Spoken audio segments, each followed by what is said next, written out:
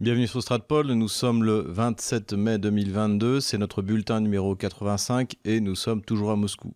Et je commence par vous souhaiter une bonne et sainte fête de l'Ascension.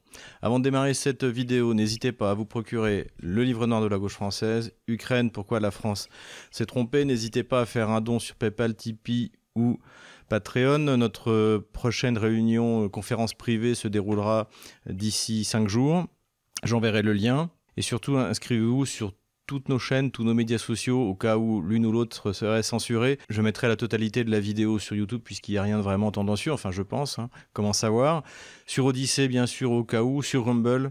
Prenez l'habitude d'utiliser ces plateformes alternatives. Et puis inscrivez-vous sur notre Twitter, sur VContact, et également sur Telegram. Sur Telegram, vous ne manquerez rien de ce que nous produisons. C'est le grand amour entre le président Zelensky et le président polonais Duda, qui s'est rendu d'ailleurs à Kiev, où il a pris la parole devant le Parlement kievien, devant la Rada. On demande quelquefois la Rada, en fait c'est le Parlement. C'est comme la Douma en Russie, c'est le Parlement. Et on a eu le droit des embrassades entre ces deux présidents qui ont déclaré qu'ils voulaient construire quelque chose en commun. Zelensky a annoncé qu'il y aura un statut spécial pour les Polonais sur le territoire ukrainien, un statut favorable. Et l'on revoit ce vieux rêve de la Pologne renaître, ce rêve dont j'ai déjà parlé, dont je me suis déjà moqué parce que je pense que c'est un projet complètement ridicule, qui s'appelle aujourd'hui l'Intermarium. L'Intermarium avait été présenté à Donald Trump le 14 juillet 2017 de mémoire ou 2018. Et donc il s'agit de créer un ensemble stratégique qui regrouperait les pays de l'Est, en fait, de l'Est de l'Europe, cette barrière de l'Est dont parlait Jacques Bainville après la Première Guerre mondiale et qui ne sert absolument à rien, pour essayer de représenter quelque chose politiquement.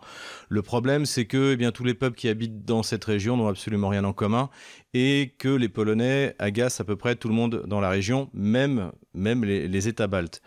Donc c'est pas très réaliste et surtout ce à quoi rêve en fait le président Duda et les élites polonaises, c'est de recréer la République d'entre les deux mers, ce qui était le rêve du refondateur de la Pologne, le général Piłsudski, d'ailleurs, entre la mer Baltique et la mer Noire. Le problème, c'est que là, pour Duda, ce qui va lui rester, ne l'amènera pas à la mer Noire. La Russie, lorsqu'elle en aura terminé avec l'armée du Donbass, enfin l'armée ukrainienne dans le Donbass, qui devrait quand même arriver tôt ou tard, à moins d'une contre-offensive ukrainienne qui est toujours possible, mais pour l'instant, je ne la vois pas arriver, je ne vois pas d'où elle arriverait. Donc la Russie s'emparera de Nikolaïev et bien sûr d'Odessa. Faut pas se focaliser sur Odessa. Le plus important, c'est Nikolaïev. Une fois que Nikolaïev sera tombé, Odessa, c'est dans un sac, ce sera pris assez facilement. Et donc en fait, il n'y aura pas d'accès à la mer pour la Pologne. Elle récupérera la partie ouest de l'Ukraine, qui est non seulement, nous l'avons dit, la partie la plus pauvre, où il y a pas grand-chose, qui vivait sur la richesse de l'Ukraine russe, c'est-à-dire toute cette Ukraine de l'Est et du Sud dont nous avons déjà parlé. Mais surtout, le plus ironique, c'est qu'ils vont récupérer ces territoires où ils sont haïs et dont ils haïssent les habitants, c'est-à-dire la Volhynie, la Galicie. Il faut bien se rappeler, encore une fois, qu'il y a une hostilité très forte entre les ukro-nazis et les Polonais. Bandera a tué des fonctionnaires polonais dans les années 20, bien avant de commencer à tuer des Russes. Et en 2016, un cinéaste polonais a sorti un film qui s'appelle Volyn et qui parle des massacres de Volhynie. Donc c'est les massacres des populations polonaises par les ukro-nazis, précisément. Donc si les Polonais mettent la main, peut-être comme ils le souhaitent, sur la partie ouest de l'Ukraine, c'est tout ce qui leur restera. Je ne donne pas cher à la survie des mémorials à Stepan Bandera, à Shushkevich, à Melnik, et je pense que le parti Svoboda devra mettre fin aux célébrations de la SS Galichina chaque année, comme ils le font. En tout cas, ce qui est clair, c'est que les élites politiques de Varsovie ou de Kiev correspondent bien aux élites politiques occidentales en général, c'est-à-dire qu'elles ont tendance à prendre leurs rêves pour des réalités et justement à ne pas vouloir regarder la réalité économique ou la réalité du terrain militaire, le cas échéant. Puisqu'on parle de réalités économiques, quelques nouvelles à ce sujet. Comme nous l'avions supposé lors de notre dernier bulletin, les taux d'intérêt de la Banque centrale russe ont encore baissé de 3 points cette fois, donc de 14 à 11%. Donc là, ça redevient quand même plus intéressant pour l'économie russe, même si on aimerait bien que ça aille un peu plus loin, un peu plus vite. Ce qui veut dire que la Banque centrale a beaucoup plus rapidement baissé les taux d'intérêt qu'après les sanctions de 2014 et les crises qui se sont succédées après ça. Donc là, le système de forcer l'achat du gaz par le rouble, le fait qu'il n'y a pas eu de, pardonnez-moi cet anglicisme, de bank run au moment des sanctions en février, puis en mars, fait que le rouble s'est stabilisé. En revanche, 1 euro pour moins de 60 roubles commençait à être un véritable problème pour l'économie russe. D'ailleurs, l'association des métallurgistes russes s'en est plaint. Et cette décision de la Banque centrale a eu un effet immédiat puisque le rouble a légèrement dévissé par rapport à l'euro à 66 roubles pour 1 euro. Voilà, après, bon, de toute manière, la Banque centrale apprend à gérer la monnaie en essayant à la fois d'éviter l'inflation et de stabiliser le cours du rouble. Et ce nouvel instrument génial qui a été proposé par Vladimir Poutine, de faire payer les exportations de gaz en rouble, eh bien, elle va devoir apprendre à l'utiliser. Toujours dans le domaine économique, intervention très intéressante du président directeur général de Mastercard, donc la société de cartes de crédit. Il a déclaré que d'ici 5 ans, si ça se trouve, le SWIFT n'existerait plus. Alors le SWIFT, on en a déjà beaucoup parlé ces dernières années, je ne vais pas revenir dessus, hein. Mais ce qu'il faut retenir, c'est que la Russie est privée de SWIFT, enfin quasiment toutes ses banques, en dehors de Gazprom Bank, puisque nous payons notre gaz à Gazprom Bank, ce qui complique énormément les transferts d'argent puisque le système SWIFT, ça connecte, je crois, plus de 10 000 institutions financières dans le monde. Donc d'autres systèmes sont en train de se mettre en place. Ça, on en a parlé aussi, du côté des Chinois, du côté des Russes, du côté des Indiens. Et il y a aussi, à mon avis, l'avenir pour les monnaies numériques. On attend notamment avec impatience l'apparition du rouble numérique, du yuan numérique. Et on peut très bien imaginer que ces monnaies seront échangées sur des plateformes électroniques.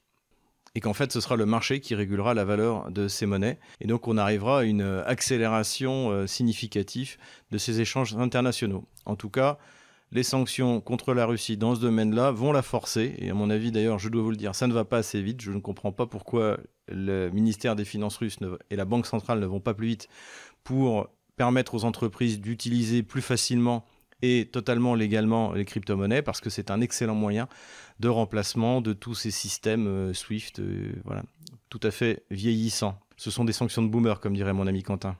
Avant de revenir à la politique et à la guerre, je voudrais revenir sur un sujet dont j'ai parlé dans mon dernier livre, hein, n'est-ce pas, Assas, le livre noir de la gauche française, c'est-à-dire sur la distinction entre le temporel et le spirituel dans l'Église orthodoxe.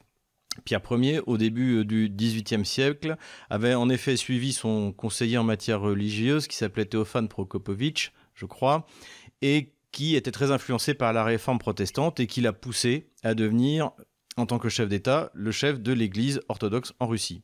Comme c'était le cas en Angleterre, comme c'était le cas en Suède, et comme ça deviendra le cas après la Révolution française, puisque, comme le dit lui-même Vincent Payan, ça aussi je le traite dans mon livre, la laïcité, c'est-à-dire en fait l'athéisme militant, est une religion pour la République. Là-dessus aussi, Youssef Indy a fait un travail remarquable. Pourquoi je parle de ça en ce moment ? C'est pas seulement parce que je veux que vous achetiez mon livre, c'est aussi parce qu'il y a eu une déclaration à ce sujet très intéressante du patriarche Kirill, donc le patriarche du patriarcat de Moscou, qui a condamné cette décision de Pierre Ier en expliquant que le fait que l'Église soit confondue avec l'État, eh bien du coup, les intellectuels russes avaient quitté l'Église orthodoxe parce qu'ils ne supportaient pas que les questions religieuses soient réglées par la force publique. Voilà. Ce en quoi, d'ailleurs, il a tout à fait raison. C'est intéressant puisque, effectivement, depuis Pierre Ier, l'Église orthodoxe se bat pour son indépendance du pouvoir temporel. Elle s'est d'abord battue contre l'empire des Romanov, et il a fallu attendre la révolution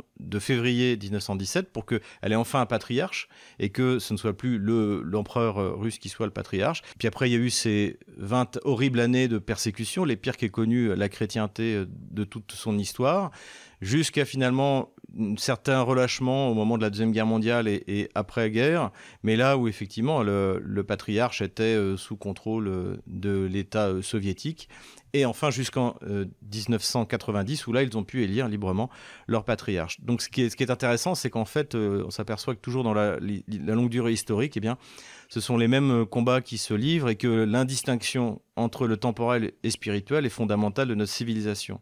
Et ça, la Russie l'a compris, mais malheureusement, la gauche française ne l'a toujours pas compris. Et à l'image de Vincent Payan, eh bien, souhaite nous imposer sa religion de fanatique. J'en profite pour faire une petite précision sémantique. J'ai des commentaires où on me parle de la gauche, que la gauche c'est pas ci, la gauche c'est pas ça. Alors j'ai écrit un livre sur ce qu'est la gauche française, mais je ne la compare pas à la gauche vénézuélienne, à la gauche espagnole, à la gauche américaine, même si d'ailleurs il y a des points communs. Par exemple, la gauche américaine est aussi belliciste que la gauche française. Mais il y a des spécificités, et ce n'est pas parce qu'Emmanuel Macron a un jour travaillé dans une banque et porte une cravate qu'il est de droite. lisez mon livre et vous verrez que depuis la Révolution, la gauche française s'entend très bien avec les banques, à commencer par Danton, qui était payé par les banques anglaises. Donc voilà, arrêtez de me dire la gauche, Mitterrand n'était pas vraiment de gauche parce qu'il a collaboré. Si, Mitterrand a collaboré parce qu'il était de gauche. Macron n'est pas de gauche parce qu'il est globaliste. Si, il est globaliste parce qu'il est de gauche. Voilà, donc il faut bien redéfinir toutes les idéologies qu'il y a derrière, et je vous invite à le faire, encore une fois, en achetant mon bouquin, Le Livre Noir de la gauche française. Bon, allez, j'arrête la publicité, sinon on va encore se moquer de moi. Au passage, donc, j'ai pas le temps de lire la plupart des commentaires, je vous le dis tout de suite. De temps en temps, je réponds, notamment sur Twitter, et j'ai pas le temps aussi toujours de filtrer. Alors là, j'ai quelqu'un qui m'aide, donc on va commencer par supprimer tous les gens qui insultent. Donc, je sais que je comprends pas d'ailleurs pourquoi il y a des pro-ukrainiens qui me suivent. Je comprends que vous soyez extrêmement frustrés de la réalité du terrain qui n'est pas celle dans laquelle vous croyez, et c'est pas une raison pour insulter les gens sur les réseaux sociaux. Donc voilà, vous pouvez m'expliquer qu'il y a des PMP1 dans l'armée russe, ça, il n'y a aucun problème, que l'armée kievienne va contre-attaquer sans parler de Moscou, il n'y a aucun problème. En revanche, vous n'insultez pas les gens. Voilà, tenez-vous bien. Et pareil pour ceux qui sont, de mon avis, pas d'insultes, s'il vous plaît. Puisqu'on parle de sujets qui font débat actuellement sur les réseaux sociaux et dans la presse, eh bien, c'est sur le nombre de pertes du côté ukrainien et du côté russe. Alors, honnêtement, je ne peux pas vous dire. Ce que je peux vous dire, parce que là j'ai des témoignages réels, sérieux, c'est que les pertes du côté des milices des républiques populaires de Donetsk et de Lugansk ont été très importantes. Voilà, ça j'en suis certain. Vous dire combien exactement sont morts dans ces milices, je ne le peux pas. Mais là, effectivement, je pense que c'est ces milices qui ont le plus souffert, beaucoup plus que l'armée russe, pour différentes raisons. Déjà parce qu'à la base, ils étaient moins bien formés. Vous voyez sur les photos, ils ont encore des casques soviétiques. Alors petit à petit, ça s'arrange au fur et à mesure où ils récupèrent le matériel sur les morts ou sur les prisonniers ukrainiens. Mais à la base, on voyait effectivement que c'était des armées extrêmement rustiques. Ça, c'est une première chose.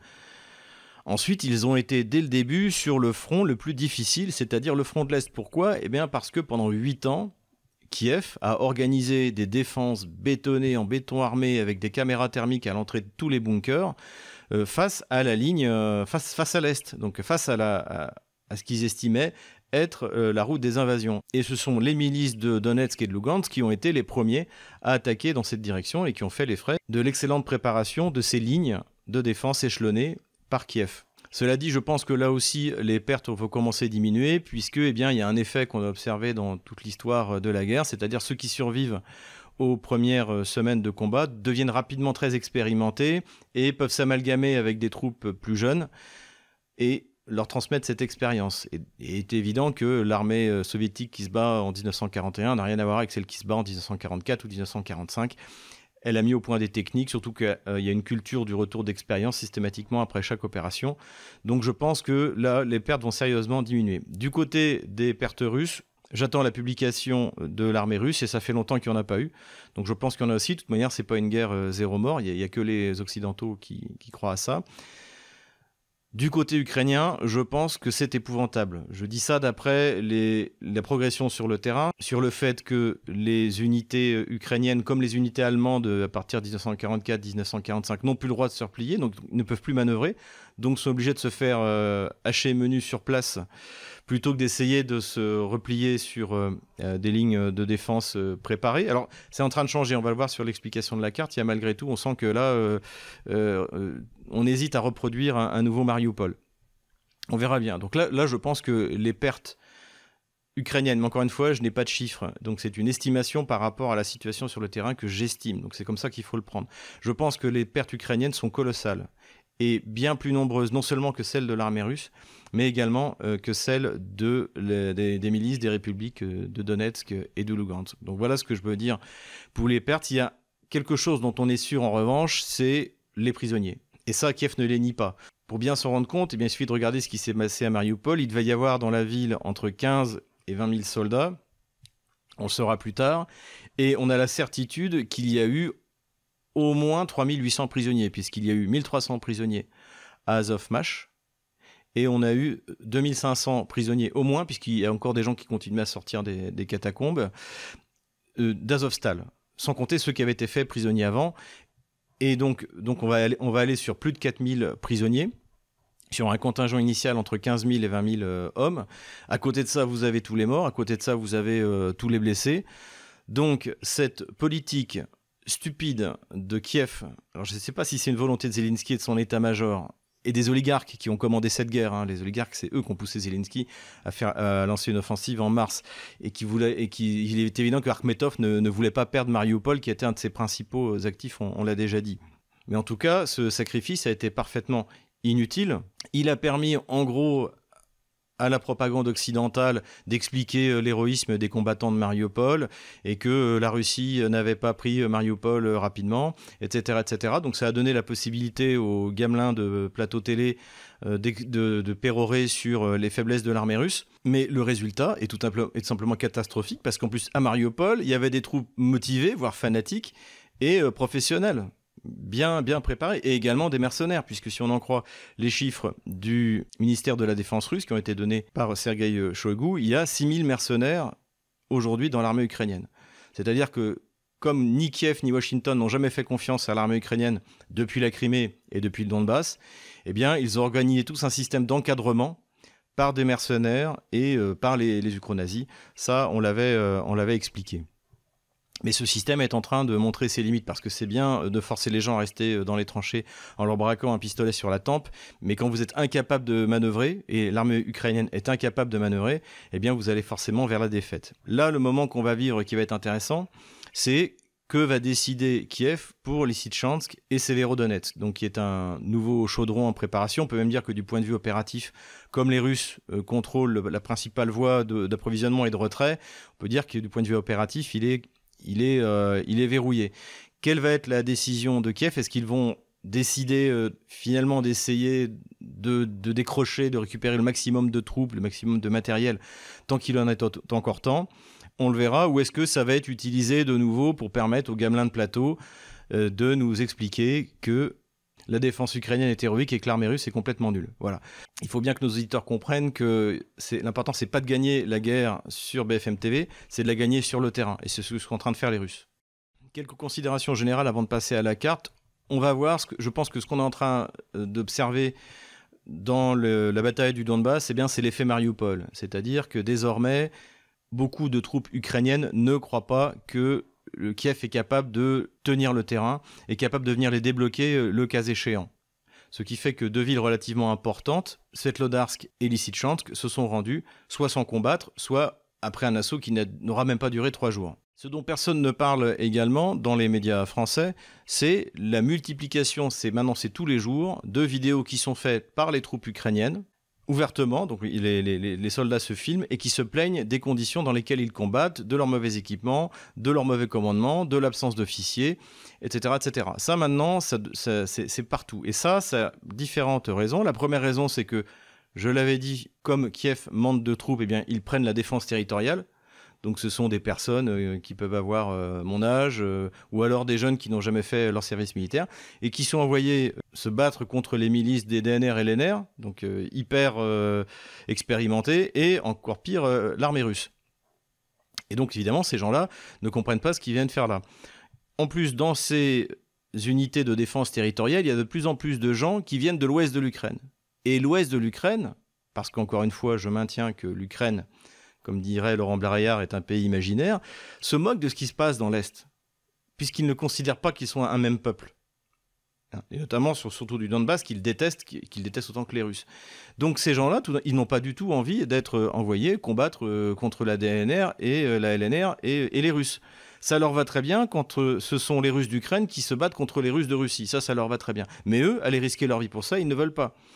Autre exemple qui souligne ce trait de caractère, qui à mon avis est fondamental, c'est que à Lvov, un de mes contacts sur place m'a expliqué que les prix de l'immobilier avaient doublé, voire triplé, puisque les habitants de la région, c'est Lvov et la région, profitent de l'afflux de réfugiés pour augmenter les prix des loyers, puisqu'il y a une augmentation de la demande. Donc il n'y a aucune solidarité entre les habitants de l'ouest de l'Ukraine et ceux du centre, et ceux de l'est, et ceux du sud ou du nord. Donc ça, c'est un mythe et qui est confirmé justement par ces vidéos de gens qui viennent, même par exemple du centre de l'Ukraine, qui ne comprennent pas ce qu'ils viennent faire là, ou encore une fois, cette manière dont les habitants des régions de Lvov ou de Volhynie abusent de la situation précaire des réfugiés. Parmi toutes ces vidéos, il y en a quand même une qui a attiré l'attention d'un blogueur russe que j'aime bien qui s'appelle Yuri Podoliuka. C'est que en fait, c'est un bataillon de représailles qui s'appelle le Donbass 1. Alors Donbass 1 a été très impliqué dans les combats en 2014. Il s'est toujours très mal battu. Il s'est fait étriller pendant la bataille d'Ilovaisk, dont j'ai parlé dans mon livre. Et il a été reconstruit plusieurs fois, comme d'autres bataillons. Et en fait, c'est un des bataillons les mieux équipés. Et lui, en fait, il s'est replié sans combattre et il a fait une vidéo où on le voit, il montre une mitrailleuse Maxim, donc c'est des vieilles mitrailleuses de la Première Guerre mondiale, et un vieux fusil mitrailleur également de la Deuxième Guerre mondiale d'Ektariev, d'après ce que je vois, en disant « Regardez comment on est équipé ». Or ça, c'est faux. Les bataillons de représailles, c'est comme la Waffen-SS sous le Troisième Reich, ce sont les mieux équipés. Donc en fait, quand ils disent qu'ils n'ont pas d'armes, ils ont menti. Simplement, ils n'ont pas envie de se battre contre l'armée russe et des volontaires des républiques populaires de plus en plus expérimentés et de mieux en mieux équipés. Eux, encore une fois, je l'ai dit et je le redis, leur rêve, c'était la Gestapo, pas la Waffen-SS. Donc, humilier, piller, torturer les habitants du Donbass, pas de problème. Se battre contre des vrais soldats, la motivation finit par disparaître. Avant de passer à la carte militaire, j'ai failli oublier le gamelin du jour. Eh bien, le gamelin du jour, vous le connaissez bien, puisqu'on s'en est déjà un petit peu moqué, c'est le général Trinquant. Donc le général Trinquant, c'était à l'origine un gamelin géographique, puisqu'il croyait que la ville de Sotchi était en Crimée. Donc je l'avais un peu taquiné là-dessus, ça devait être en 2019. Donc il est devenu, je pourrais dire, un gamelin commissaire politique, puisque avec une tchatche incroyable, il a réussi à expliquer, je cite, que la Russie avait raté la guerre, mais qu'elle était en train de gagner la bataille du Donbass. La Russie a gagné la guerre parce que les buts de guerre qui ont été prêtés à Poutine par BFM TV n'ont pas été atteints. Les buts de guerre de la Russie officiels, ça a toujours été reconnaissance de la Crimée, reconnaissance de République populaire de Donetsk et de Lugansk. Ils ont été modifiés le 22 avril dernier et maintenant c'est quasiment la nouvelle Russie, c'est-à-dire de Kharkov à Odessa. Donc c'est les buts de guerre, c'est ça. Ça n'a jamais été, contrairement à ce qu'il dit, de prendre l'Ukraine. D'ailleurs, la Russie ne veut pas de la partie pauvre de l'Ukraine. Que les Polonais la prennent. Servez-vous, amis polonais, prenez Vinitsa, prenez Lvov. Je vous souhaite par avance bien du plaisir, comme disait le général de Gaulle. Mais ça, bon, de toute manière, en Occident, la Russie a définitivement perdu la guerre de la communication. Voilà pour le gamelin du jour, et maintenant passons à la carte militaire. Nous revoilà donc sur la carte map.army. J'ai rajouté quelques petites choses. À la demande de plusieurs d'entre vous, j'ai surligné la frontière entre la Russie et l'Ukraine, donc qui est en vert ici. Donc je vous rappelle qu'en bleu, c'est la rivière Donetsk, autour de laquelle s'articulent les essentiels des offensives, que ce soit du côté de Kharkov ou du côté du Donbass. Et j'ai rajouté également des petites punaises pour bien souligner les points importants. Et je vous expliquerai lesquels. J'ai également marqué sous cette petite forme-là les positions ukrainiennes qui vont servir en quelque sorte de forteresse. Donc là aussi, je reviendrai tout à l'heure à ce sujet. De manière générale, ce qu'on peut dire, c'est que la Russie continue de temps en temps à bombarder sur des tirs à longue portée avec des calibres, soit sur l'ouest de l'Ukraine, toujours, il y a eu des bombardements à Jitomir, et également dans l'est du côté de Soumy, donc ils visent des casernes, des infrastructures militaires ukrainiennes. Il y a également eu récemment, dans la ville de Kharkov, ils ont bombardé une caserne de la garde nationale, je crois. Tout de suite, pour liquider justement la région de Kharkov, eh bien, il ne se passe plus grand-chose, si ce n'est une accumulation de matériel du côté russe, dont on a déjà parlé et qui est confirmé. Il y a beaucoup d'activités, mais on ne sait pas ce qui se passe. Ce qui est clair, c'est que Kiev n'a pas eu les moyens d'essayer de progresser vers Volchansk, qui est une ville clé pour l'approvisionnement de la ligne de front russe. Et là, on n'a rien observé de particulier. Toutes les tentatives ukrainiennes de percer se sont heurtées aux tirs d'artillerie russe. Cette petite punaise verte que j'ai mise ici, eh bien, c'est pour vous parler rapidement d'un endroit qui s'appelle Shebelinka. Et en fait, pourquoi c'est intéressant? Parce que c'est là que se trouve l'exploitation du gaz ukrainien, ou plutôt exactement de 44% de la production locale du gaz ukrainien. En fait, l'Ukraine produit du gaz, 44% dans la région de Kharkov, 44% à peu près dans la région de Poltava, et le reste c'est à l'ouest, mais c'est moins important. Pourquoi j'ai mis ça là? Parce que une fois que la Russie aura détruit l'armée ukrainienne dans le Donbass, c'est-à-dire l'essentiel de l'armée, on l'a déjà dit, eh bien, ce sera évidemment un objectif, et ça permettrait à la Russie de prendre le contrôle de près de la moitié de la production de gaz en Ukraine, et Si les objectifs de guerre changent et que la Russie décide désormais de prolonger son offensive vers Poltava, eh bien ce serait la quasi-totalité du gaz ukrainien qui serait pris sous contrôle. Voilà, donc petit emplacement à garder en mémoire. Sur le front sud, ici dans la région autour de Gouliapol, comme à Kharkov, eh bien les Ukrainiens n'ont pas repris leur offensive après les résultats catastrophiques qu'il y a eu il y a 10 jours, où là aussi l'artillerie russe a eu une efficacité redoutable. Et maintenant arrivons au front principal, c'est-à-dire le front du Donbass. On va commencer du moins important au plus important. Au nord de la ville de Donetsk, les combats continuent autour d'Avdiivka. Et le porte-parole de la République populaire de Donetsk, M. Bassourine, a déclaré que les troupes de la DNR ne donneraient pas l'assaut sur Avdiivka, mais se contenteraient de l'encercler. Les 2 lignes rouges que vous voyez, en fait, c'est parce que j'ai laissé le front précédent. Voilà, je l'enlèverai la prochaine fois, mais là, c'était pour vous montrer la progression. Donc ça, vous allez voir sur tout le reste de la carte. Donc les Russes aujourd'hui veulent isoler Avdiivka et une fois de plus, on voit les limites du Festung Befehl, c'est-à-dire bien s'enfermer sur une position très bien retranchée. Là, on est sur la ligne de front qui a été préparée depuis ces 8 dernières années. Donc les troupes ukrainiennes sont particulièrement bien retranchées. Et bien le mieux, c'est de les encercler puisqu'ils sont incapables de lancer des offensives et de passer à autre chose en attendant qu'ils se rendent. Un peu comme les troupes allemandes qui se sont retrouvées bloquées en Lettonie en 1945 et qui n'ont absolument servi à rien. Du côté de Gorlovka, donc, où je me trouvais il y a 15 jours, ici, toujours la progression vers la ville de New York, mais comme on le voit, eh bien, les 2 lignes se confondent, donc ça veut dire que ça n'a pas beaucoup progressé. Pour l'instant, c'est des duels d'artillerie. Ici, eh bien, c'est ce dont je parlais tout à l'heure, c'est la ville de Svetlodarsk. Alors, je ne suis pas certain de la ligne de front actuelle. Peut-être qu'elle passe pas encore complètement jusqu'ici. Ça serait encore des troupes ukrainiennes, c'est pas très clair. Mais ce qui est important, c'est que c'est une ville de 20 000 habitants qui s'est rendue sans combattre, ou plutôt les troupes ukrainiennes qui l'occupaient l'ont évacuée sans combattre, en essayant de faire sauter le barrage, mais ils ont échoué, contrairement à du côté de Avdiivka, je crois. Vous avez fait sauter le barrage, là ils ont essayé de le faire sauter. Je vois pas trop l'objectif militaire, à mon avis c'est plus une politique de terre brûlée, toujours ces opérations de représailles et de vengeance, puisqu'ils savent que toute ville perdue sera définitivement russe. Donc là, voilà, donc ça c'est assez significatif, c'est-à-dire que pour la première fois, eh bien, une ville, alors c'est une ville de 20 000 habitants, et tout ce territoire-là a été abandonné quasiment sans combattre par les troupes ukrainiennes qui se sont repliées vraisemblablement soit sur Bakhmut, soit sur Kramatorsk. Voilà donc la progression russe à cet endroit-là. Du côté de Bakhmut, ici Artemievsk et Soledar, donc là l'armée ukrainienne s'est retranchée ici et c'est un petit chaudron, pourrait-on dire. Et on voit la volonté claire de l'armée russe, eh bien, de continuer à progresser vers le nord. Et là, elle a réussi à prendre la localité de Bilorovka, ici, et ça lui permet de couper la principale route d'approvisionnement ou de repli vis-à-vis de Lysychansk et de Severodonetsk. Et donc à terme, on devrait assister également à la prise d'assaut de Soledar, ici, et de Bakhmut ici. Pour l'instant, je ne vois pas la possibilité d'en faire un encerclement sur cette zone. Mais avant, je découpais ce chaudron en 2 morceaux du côté de Soledar et du côté de Artemievsk me paraît quelque chose de faisable. Mais pour l'instant, c'est pas la priorité. La priorité, c'est de consolider la pince donc, qui se referme sur Lysychansk et Severodonetsk. Je vous en avais parlé la dernière fois, mais on assiste aussi à la mise en place d'un petit chaudron à l'est. Toujours ça, c'est grâce à la prise de Popasna. Comme vous le voyez, par ici. La prise de Popasna a été un facteur extrêmement important. Donc ça a développé, on vient de le voir dans le sud, ça développe vers le nord.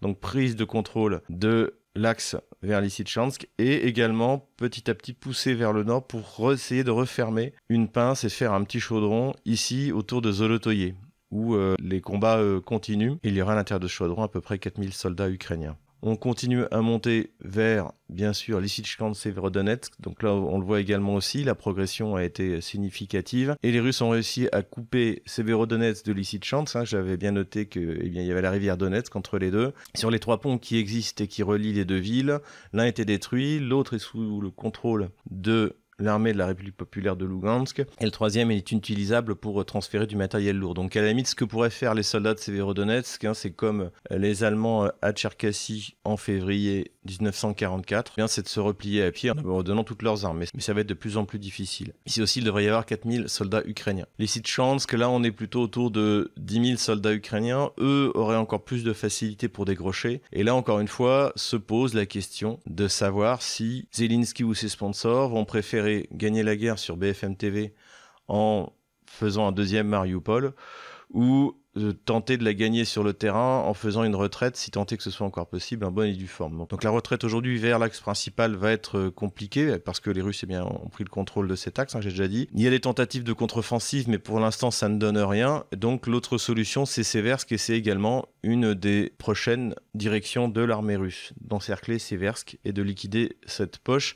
D'autant plus que, mais c'est pas confirmé, les Russes auraient avancé du côté de Belogorivka. On continue vers l'ouest des opérations. Donc là, j'ai fait évidemment la grande poche Slaviansk-Kramatorsk, et c'est au nord de cette poche que se sont passées également des choses intéressantes. Donc là, petite punaise bleue, c'est quand la ville est prise. Après, je retirerai. On voit la progression par rapport à notre dernier bulletin. La ville de Liman a été prise et l'armée russe a significativement avancé et est en train de tenter de s'emparer de la lore de Svetlogorsk qui se trouve ici. Donc voilà, donc belle opération de la part de l'armée russe, et souligner que Liman est tombé en moins de 3 jours. Donc là aussi, on a vu des soldats qui préféraient partir, quitte à refuser d'appliquer le Festungbefehl. Donc pas de Mariupol à cet endroit. Cette victoire a de l'importance puisque ça va permettre à la Russie d'avancer son artillerie à la frontière de ce retranchement, et désormais la totalité des deux villes est à la merci de l'artillerie russe. Ici également, les troupes russes ont progressé, mais c'est moins significatif, et pour l'instant l'objectif opératif n'est pas atteint. L'objectif, c'est de bloquer cette ligne d'approvisionnement de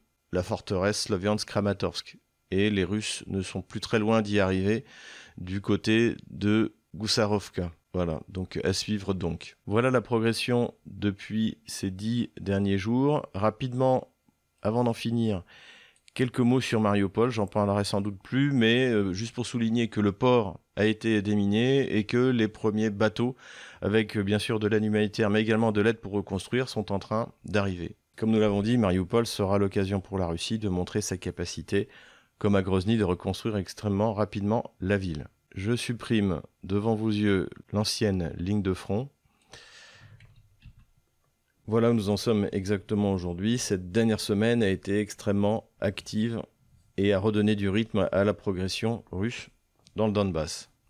Voilà, j'espère que cette vidéo vous a plu. Si c'est le cas, n'hésitez pas à mettre un pouce bleu ou noir. N'hésitez pas à faire un don et je vous dis au prochain bulletin.